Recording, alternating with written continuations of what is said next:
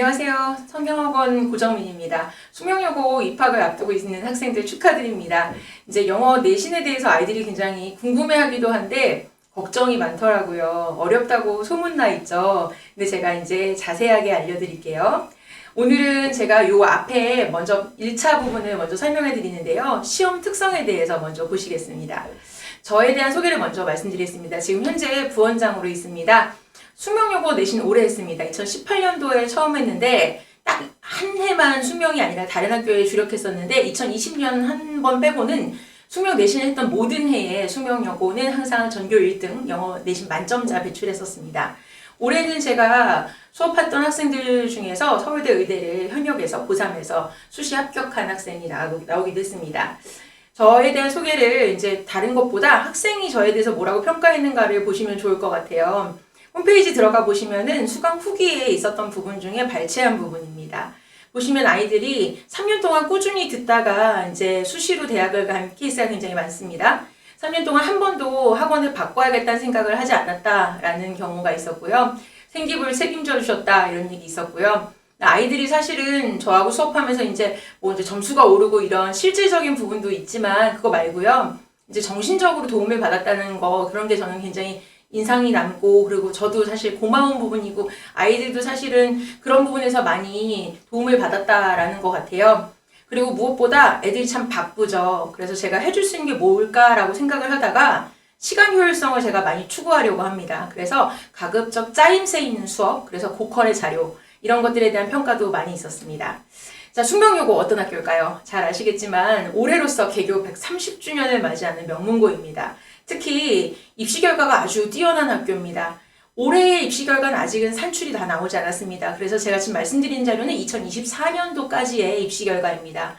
스카이, 보통 서울대, 연대, 고대를 말하는데요. 입시 결과상 92명, 그리고 특히 메디컬이라고 보통 말씀하시는데요.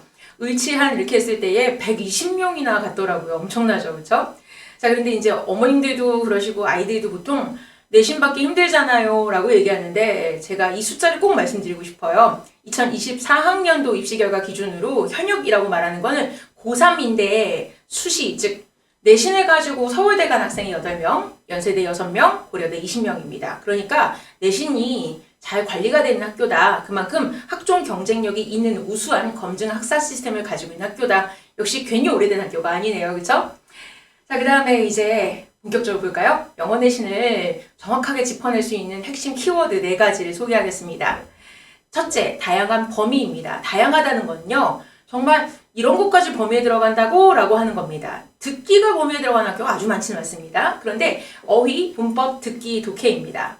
막대하다는 건요. 범위의 양이 많다는 겁니다. 한 번 범위를 잡는 양을 따졌을 때 웬만한 학교에서는 한 학기 분량, 좀 더 과장하게 말씀드리자면 1년치에 해당하기도 해요. 시험지 분량도 엄청납니다. 제가 이따 자세하게 보여드릴게요. 그 다음에 표준 편차, 이게 문제인데요. 정말 상위권이 엄청나게 많습니다. 자세히 보실까요? 이거 작년도 기준입니다. 2024학년도 기준인데요. 교과서가 들어가지만 비중이 높진 않습니다. 올해는 게다가 교과서가 바뀌죠. 그리고 매번 부교재는 바뀝니다. 2023년이 달랐고 2024년도 달랐습니다. 올해도 아마 달라질 것 같습니다. 어법 부교재가 들어가고요. 어휘 부교재 들어갑니다. 그리고 문법책이 들어가는데요.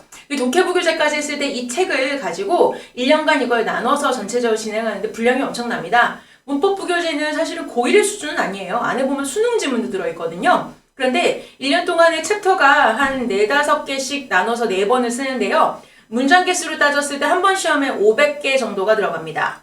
그 다음에 저 단어책 아시죠? 예, 유명한 출판사 거죠. 자, 그런데 한 번 시험 볼 때 표제어 개수만도 500개 정도가 들어가요. 근데 표제어만 들어가지는 않고 더 많이 들어가죠. 독해 지문도 굉장히 어려운 장문 독해 지문이에요. 근데 한 번에 지문 개수가 8개, 문장 개수 따졌을 때 한 180 정도의 문장이 들어갑니다. 제가 한번 쭉 나열해 봤어요. 보시면은 한 번 애들이 시험 볼 때 해야 되는 학습 분량이 1학기에 해야 되는 분량만 하더라도 이제 남들이 1년치 분량을 한 1학기에 다 쓰는 것 같고요. 난이도는 고2 수준입니다. 자, 이게 시험지를 제가 쫙 깔아봤어요. 이제 눈에 한눈에 이렇게 딱 직관적으로 보실 수 있도록 50분 안에 아이들이 11장의 시험지를 읽고 풀어야 됩니다. 사실 읽는 것만도 벅차요. 근데 이게 풀어야 되잖아요. 논리적으로 애들이 제대로 맞는지 틀리는지를 판단하고 그리고 나서 OMR 마킹까지 모두 해야 된단 말이죠. 그게 1학기 중간고사니까 선생님들께서 약간 웜업 단계라서 11장을 주셨고요. 나중에 2학기 기말 되니까 13장 주셨습니다. 엄청나죠? 저도 사실 시간 딱 재고해봤는데 정말 힘들었습니다. 아이들이 정말 힘든 이유는 또 있습니다. 양만 많은 게 아니에요. 어렵습니다. 단어가 분량이 많다고 말씀드렸죠? 근데 지금 보고 계신 시험지 보시면은 표제어만 가지고도 500개인데 안에 보시면은 유의어, 반의어까지가 모두 출제가 됩니다. 자, 그럼 표제어 500개당 유의어 하나씩. 그럼 이미 1000개죠? 반의어까지 하면은 이제 거의 1500개에 해당됩니다. 개수를 물어봤으니까 결과적으로 아이들이 더 디테일하게 외워야겠네요. 그 다음 문제입니다. 지문에 보면 예문이 나와 있어요. 교재 안에. 그 예문은 외우기까지는 안 해도 예문을 읽었을 때 빈칸에 어떤 단어가 들어가는지는 판단이 서야겠네요. 그런데 그 예문 안에 들어갈 단어를 아래쪽에 1, 2, 3, 4, 5번 선지에 들어있는 영영풀이 중에 적합하지 않은 것을 2개 고르라고 했고요. 영영풀이가 교재 안에 있을까요? 없습니다. 학교에서 제공할까요? 안 줍니다. 그럼 어떻게 해야 될까요? 자기가 그냥 기본 영어 내공으로 저 예문 안에 이 단어가 들어가니까 저 단어에 대한 영어 해석은 이렇게 되겠구나 라고 해석해서 접근해야 됩니다. 이거 하나 맞추는데 2.5점을 받습니다. 2.5가 왜 제가 강조하는 포인트냐면요. 숙명에서 2.5점 받는다는 게 이렇게 힘들겠구나 라는 거죠. 그 다음에 너무 길게 보여드렸죠? 숫자 퍼즐입니다. 그러니까 결국 2.7점짜리 어휘 하나 맞추는데도 이렇게 많은 노력이 필요하겠구나 라는 겁니다. 자, 다음으로는 제가 이제 어법 문제를 보여드리는데요. 시험지 한 판을 다 실어드렸습니다. 여기에 지금 몇 문제 들어있는 걸로 보이세요? 딱 2문제 들어있습니다. 5점입니다. 시험지 한 장 빼곡하게 읽었는데 5점을 맞출 수 있는 겁니다. 5점을 벌기 위해서 얼마나 아이들이 힘들어야 하는지 이해가 가세요? 제가 이 부분 조금 더 돋보기를 확대해서 볼까요? 보시면 이렇게 되어 있어요. 보기글이 나와 있는데요. 밑줄이 전혀 없습니다. 난이도는 고2에서 고3 수준입니다. 그런데 밑줄이 없는데 어법상 틀린 부분이 몇 군데가 있냐라는 거예요. 보기랑 똑같은 것의 개수를 찾는 거예요. 객관식 선진 1번에서 5번까지 있습니다. 마찬가지로 1에서 5번도 밑줄이 없죠. 자, 그러면 아이들은 저걸 어떻게 봐야 될까요? 저 시험지 반쪽을 정말 하나하나 다 샅샅이 뒤져야 되죠. 보기하고 틀린 부분의 개수가 일치하는 것을 2개를 골라내야 되는데 정확하게 맞춰야 2.9점을 받는 겁니다.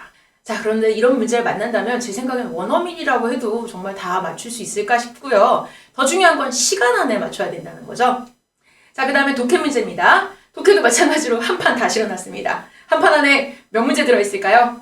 이제 대충 눈에 보이시죠? 역시 2문제 들어있습니다. 2문제 5.7점입니다. 독해는 조금 낮죠? 왜? 다 읽을 필요는 없고 아이들이 시험범위라서 알고 간 지문이니까 적어도 내용은 알고 있겠죠. 대신에 독해는 좀 다른 함정이 들어있어요. 뭐냐? 바로 이겁니다. 문제를 보시면 이 아래쪽 부분을 제가 확대해봤습니다. 위에 읽은 지문이야 시험범위니까 알고 간 지문인데 윗글의 내용과 일치하지 않는 것의 개수는 했는데 A부터 F까지의 저 문장들은 처음 보는 문장이죠. 안에 있는 단어도 처음 나오는 단어고요. 소위 말해 패러프레이즈한 겁니다. 문장은 더 길고 어렵고 더 어려운 수준 높은 단어로 내용 일치를 물었습니다. 그런데 일치하지 않는 것의 개수를 물었기 때문에 일치하지 않는 게 몇 개인지는 본인이 판단해야 되는 거죠. 자, 그렇기 때문에 결국 지문을 완전하게 이해하고 간다고 해도 본인의 능력으로, 즉 영어 내공으로 처음부터 다시 읽어야 하는 문장이 결국 전체에서 약 30%. 이걸 벌기 위해서 역시 아이들이 2.8점을 벌기 위해서 노력해야 되는 게 얼마나 될지 가늠이 가세요? 자, 그런데 이렇게 어려운 문제를 저렇게 많은 페이지를 50분 안에 풀어내는데 자그마치 영어 평균 점수가 80점입니다. 제가 만약에 앞에 시험지를 보여드리지 않았더라면 80점? 애들이 되게 쉬운 시험인가 보다 라고 생각하셨을 거예요. 그쵸? 근데 저렇게 어려운 시험인데 왜 80이 나오느냐? 아이들이 그만큼 상위권이 많다는 얘기입니다. 보시면은 A, B, C, D, E에서 성취도 분표에서요. A, B에 23 플러스 35.7 해서 총 58.7%가 A, B에 몰려 있습니다. 영어 표준 편차가 12.4. 엄청나죠?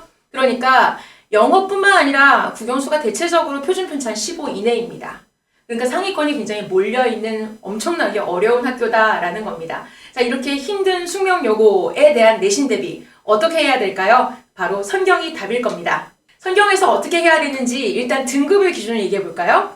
자, 2024년까지는 9등급 기준이었습니다. 1등급 4%, 작년에 인원 기준이라면 전교 15등까지였습니다. 2등급 7%까지고요. 전교 41등까지입니다. 아이들이 얘기하는데 올해부터는 5등급제로 바뀌니까 1등급이 10%래요. 그래서 되게 만만하게 보더라고요. 자, 그런데 1등급 10%면 제가 봤을 때는 그래도 95점 정도는 나와야지 안정적으로 1등급이 될 거예요. 근데 아까 점수 보셨죠? 한 문제 2.5점, 2.7점 이런 식이에요. 그러니까 사실 객관식 2개가 틀리면 95는 넘어가겠죠. 그러니까 안정적으로 1등급을 받으려면 객관식 하나 틀리는 게 좋고요. 2개 틀리면 사실 좀 불안하죠? 그러니까 결과적으로 저렇게 어려운 시험을 50분 안에 10페이지에서 13페이지를 풀어야 되는데 하나 틀리게끔 훈련한다는 게 굉장히 중요한 겁니다. 그래서 아이들이 실제로 등급제가 바뀐다고 해서 1등급을 받는다는 게 쉬워진다고 보는 거는 굉장히 어려운 겁니다. 이런 시험에 대한 훈련을 하는 게 굉장히 중요한 건데요. 그리고 자료도 중요하지만 관리를 해줄 수 있는 학원이 굉장히 중요하다는 거. 그래서 다시 한번 역시 숙명 내신은 관리와 자료가 함께 병행될 수 있는 성경학원이 답이라는 겁니다.